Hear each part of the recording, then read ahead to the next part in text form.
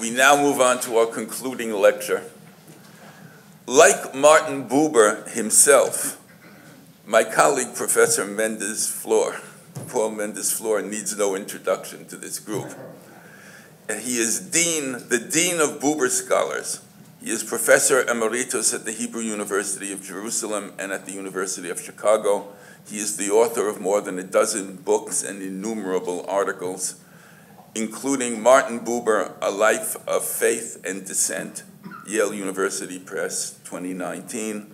Together with the late Bernd Bitter, he serves as editor-in-chief of the 22-volume German edition of the collected works of Martin Buber, co-sponsored by the Israel Academy of Sciences and Humanities.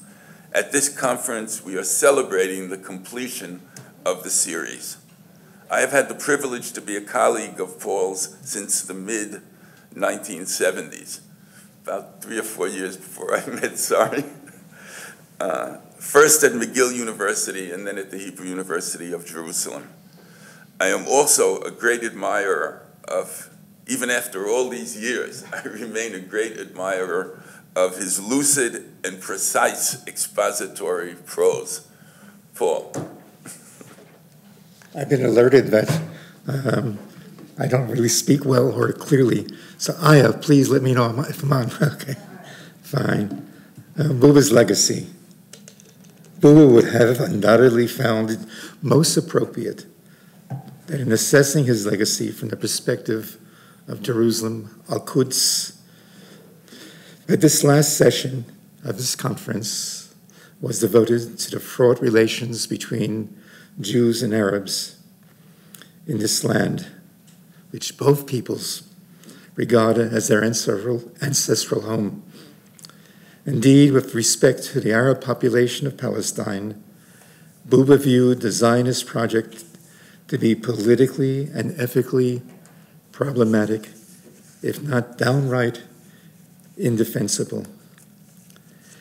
It is thus also of overarching significance that the last of the 21 volumes, 26 books, some volumes are very thick, of the work Al-Skaba, the critical edition of Buber's writings, was devoted to the Arab, I want to say this precisely since Zeev said I have compelling prose, let's say.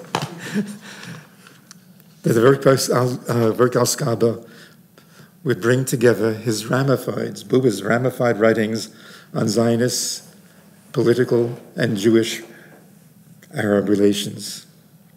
Indicative of how deeply Buber was problematized by the Jewish-Arab question is that on his deathbed, he added to his last will and testament a considerable sum of money for scholarships to be granted to Arab students at the Hebrew University. It would, of course, be but a symbolic gesture, for he well understood that philanthropy, even when a genuine expression of goodwill, is but a gesture.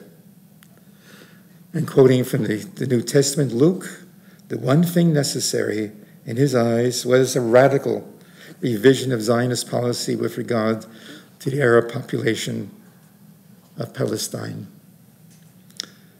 Ever since the publication of the Balfour Declaration, which he vehemently opposed, for it aligned the Zionist project with British colonial imperialism, Buber tirelessly insisted that the Zionist settlement mandatory Palestine must not be at the expense of the indigenous Arab population. An anecdote should suffice to illustrate both his ethical concern to secure the dignity of the Arabs of Palestine and his determined opposition to what he regarded to be the colonial ethos that the Zionist movement adopted under the patronage of British imperialism. In the late 1920s, Buber visited kibbutz, which his son Raphael would soon join. He asked the secretary of the kibbutz about the fate of the hundreds of Palestinian or Arab peasants, tenant farmers, who had lived on that land for generations which the kibbutz was established, and who were summarily, immediately expelled when it was purchased from the Effendi who owned the land. In reply, the kibbutz secretary took Buber to the remains of a local Arab cemetery and pointed to the numerous graves of children who had died under the age of 10. And then he exclaimed, "Our children of the kibbutz will not have their fate. They will grow into adulthood healthy in mind and body." Needless to say, Buber was aghast at this supercilious, arrogant justification of the Zionist settlement policy. As praiseworthy as was the utopian socialist idealism of the kibbutzim, it should not, Buber insisted, override the fundamental imperatives of human decency. To ignore the human and political rights of the Arabs, he reasoned, would surely backfire, leading inevitably to Arab resistance and a violent conflict that perforce, by necessity, would vitiate, weaken, contaminate, if you wish, the very ideals of inspiring Zionist settlement. Equally distressing to Buber was the wedding of Judaism to political nationalism. Two of our esteemed panelists, Christoph Schmidt and Sam Brody, have written extensively on Buber's efforts to steer direct Zionism from political theology and political messianism. Both a path, ironically, taken by the enemies of Jewry, a path that would ultimately lead to Hitler's apocalyptic messianism, culminating in the Shoah, the Holocaust. Behind the political pathology we now label fascism and chauvinism is, in Buber's judgment, a mistaken anthropology and its conception of the ontological foundations of human behavior and social life.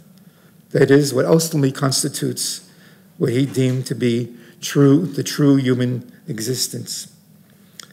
It was thus not a mere academic exercise that he devoted his inaugural lecture course at the Hebrew University in 1938, after having left Nazi Germany, to the question, what is man? He framed the question as addressing two opposing approaches to existential solitude, modern individualism and modern collectivism. Individualism marks one's acceptance of one's destiny as an isolated, in quoting Buber, monad, not bound to others. Existential solitude is to be affirmed as a universal amor fati, a love, or at least an acceptance of one's fate. In contrast, collectivism, nationalism, provides one with an illusory home, for it does not truly join person to person. And I quote, "The tender surface of personal life, which longs for contact with another life, is progressively deadened, desensitized by collectivism. One's isolation is not overcome here, but overpowered and numbed. But there is a third way," Buber continues, "to overcome cosmic and social isolation, namely, to meet others as one fellow human being, to know them in all their otherness, and to affirm, by affirming such, to break through to the other. They would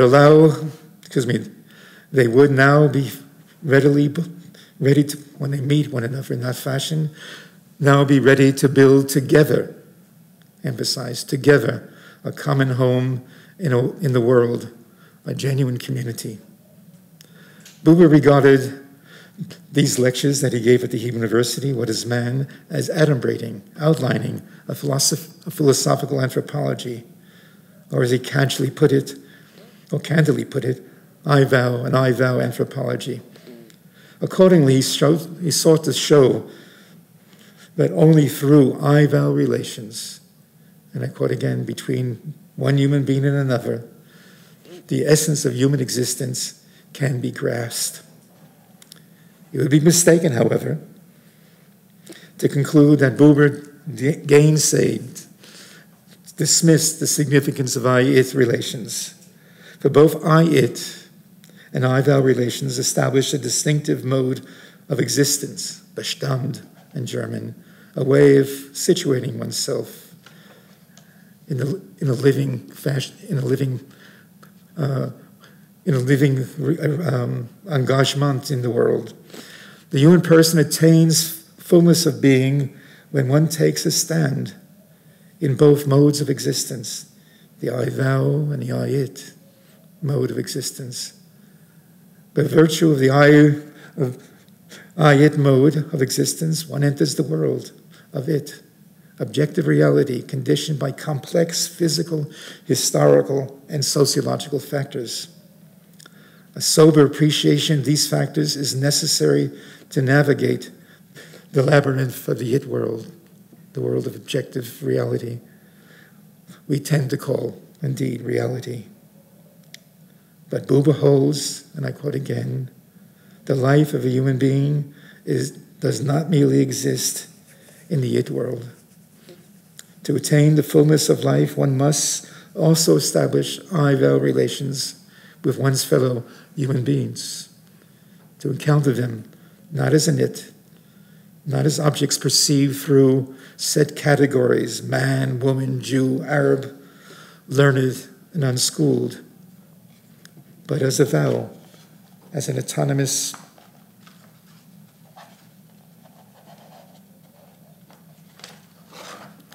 subjects such as oneself. The I-it, the I-thou modes of existence are not bifurcated, separate realms, however, but indeed represent the twofold fullness of being. And again I quote, I may not try to escape from the paradox I have to live by relegating the irreconcilable propositions of two separate realms. Neither may I seek the aid of some theological artifice to attain some conceptual reconciliation. I must take it upon myself to live both in one, and as live, both are one. In sum, Buber's concept of dialogue came to address an anthropological question. What it is to be a human being. Following Heidegger, Buber held that we are thrown into a world not of our choosing, but we are beckoned, called upon to choose how we are to live in it. Dialogue is thus, in the first instance, not an ethical notion. It is, if at all, a meta-ethical posture. And Buber used the word Haltung, the way you engage and meet the world. Haltung, a way of living in the world. To be sure, an ethical response may, but not necessarily, flow from the dialogical relation. But dialogue is the ground of a seemingly, as the ground to a seemingly imponderable, or the imponderabilities of the it world. We need not cite a verse, but cite a verse from a poem by Buber's favorite poet, Hölderlin, Friedenfreier, Celebration of Peace. Viel hat von morgen an Gespräch, wir sind und hören voneinander. Erfahrender Mensch, bald sind wir aber Gesang. Man has learned much since morning, for we are a conversation, and we listen to one another. Soon will be a song. Dialogue is thus not a synonym for negotiation, debate, or even a convivial conversation. Dialogue posits the imperative to listen to one another, not just to hear one another, but to be attentive to the heartbeat, as it were palpitating behind the voice of the other. Hannah Arendt called upon us to stop and think. Buber urges us to stop and listen to our neighbors. And here I would like a slide or a PowerPoint. Yes, you see this lovely woman, Pax. She stands upon, well, let me tell you where she's from. She's from the municipality of the medieval Italian. She's from the medieval, excuse me, the young lady here, Pax. Pax, of course, means peace. She is atop of a mural in the medieval Italian city of Siena. She overlooks what Buber called good government. On the opposite side was a panel of bad government, and we in Israel need not look at that panel. We just read the headlines of our newspapers. But Buber focuses on Pax. And notice something. He notices her, excuse me. Oh, no, it's fine.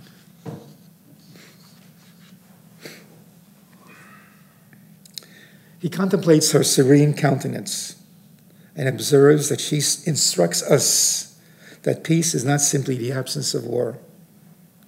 The peace of Pax represents, and I conclude with a citation from Buber, does not signify that what men call war no longer exists, now that peace holds sway.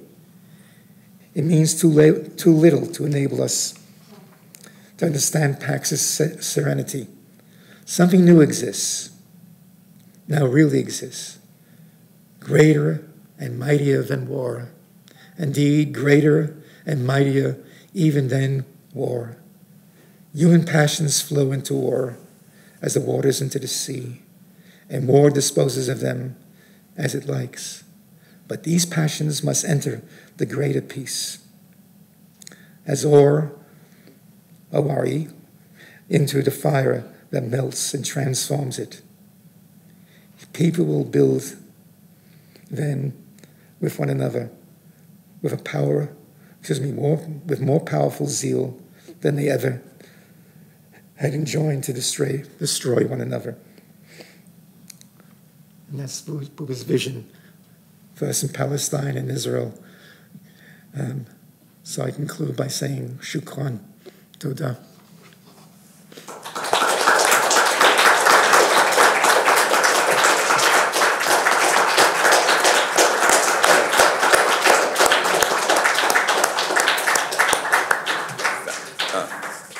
Thank you very much, Paul. We should conclude by thanking the members of the Academy for hosting this conference in